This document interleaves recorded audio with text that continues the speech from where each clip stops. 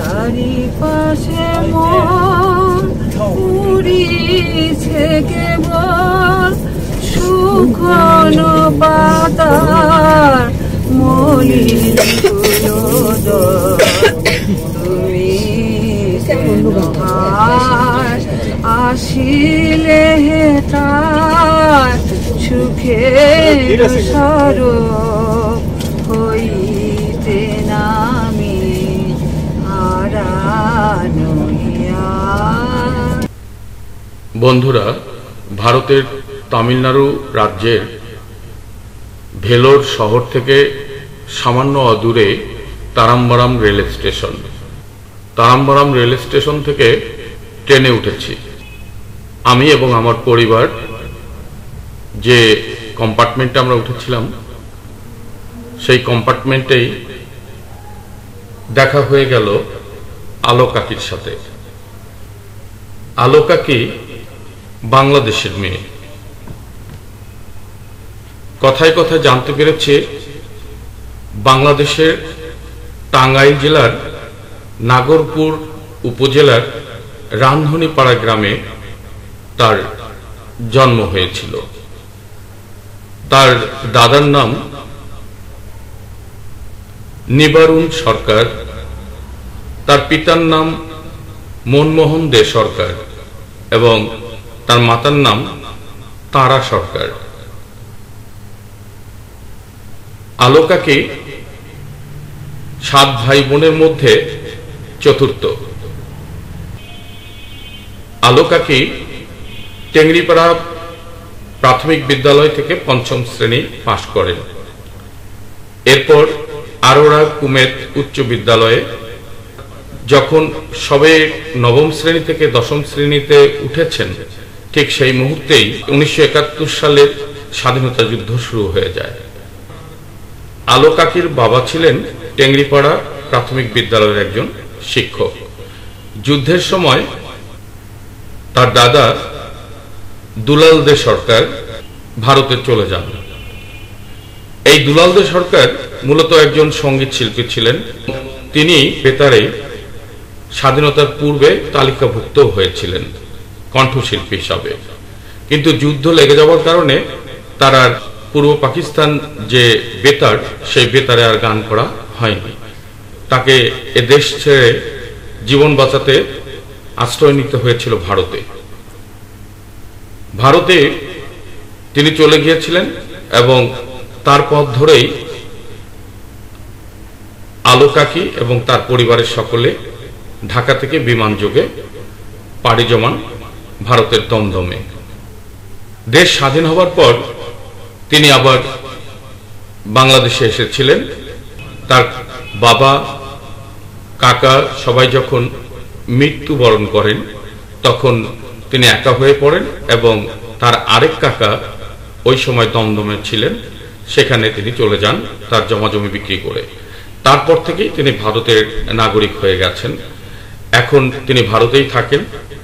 সেই কাকি আলো কাকি, তিনি যেহেতু তার দাদু একজন সঙ্গীত শিল্পী ছিলেন, সেই সূত্র ধরে আলো কাকি পারিবারিকভাবেই একসময় গান করেছেন ছোটবেলায় এবং স্কুল বিভিন্ন সময় বিভিন্ন অনুষ্ঠানে তিনি গান করেছেন। তার সাথে পথেই দেখা, পথেই তার গান শোনা, সেই গানগুলি আপনাদেরকে শোনাবো। সেই সাথে বিভিন্ন পর্বে তার সাক্ষাৎকারটিও আপনাদেরকে শোনাব। সকলে আমার সাথে থাকবেন এই প্রত্যাশা করছি। সকলকে ধন্যবাদ।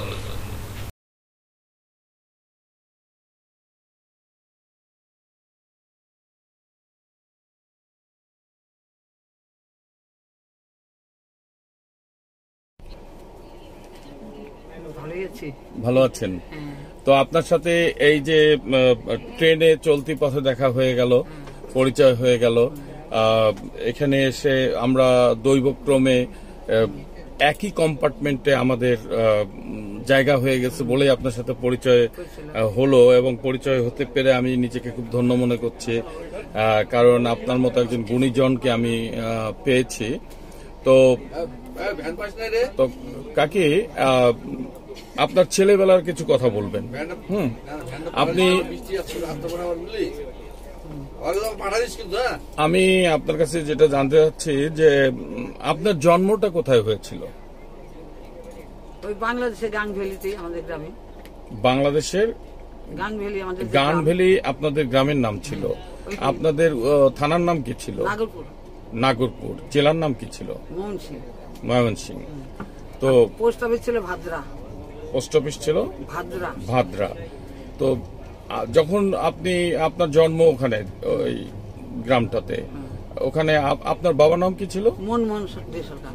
মনমোহন দে সরকার। আপনার মায়ের নাম কি ছিল? তারা সরকার। তারা সরকার।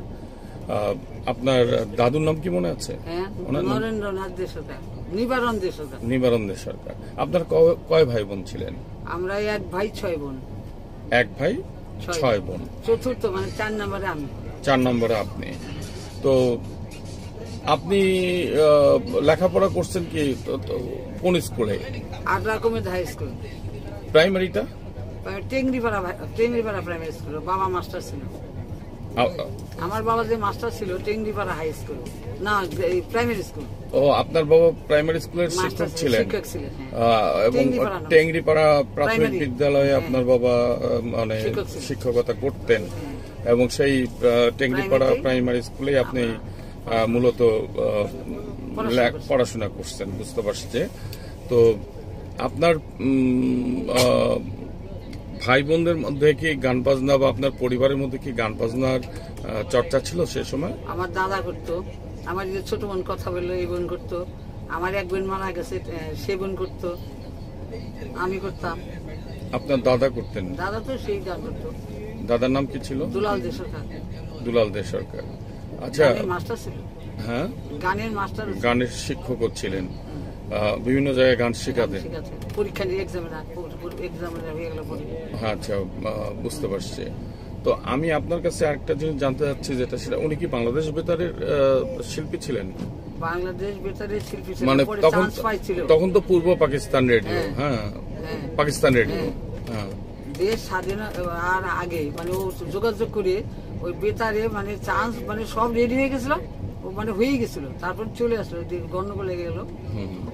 তার মানে সে রেডিওতে তালিকাভুক্ত শিল্পী হয়ে যাওয়ার সাথে সাথেই যুদ্ধ লেগে গেল, আর যুদ্ধ লেগে যাওয়ার কারণে আপনারা ভারতে আসলো।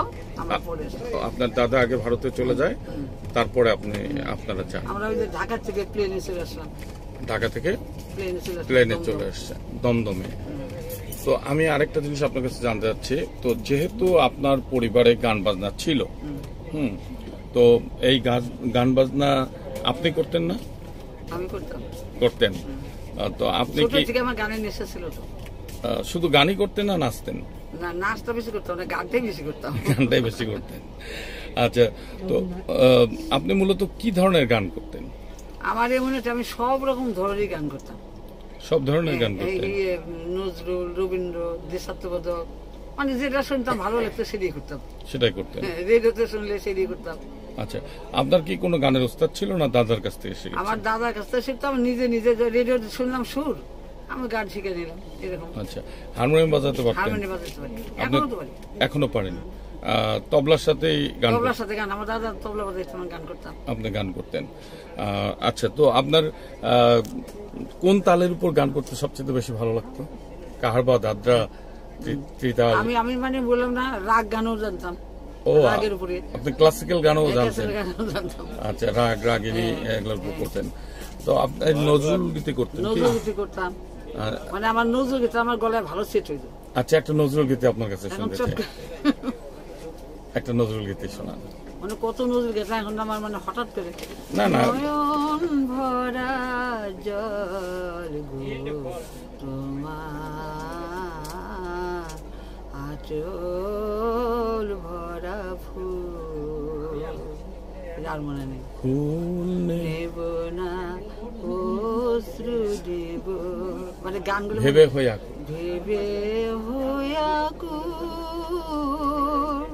নয়ন ভরা জল গো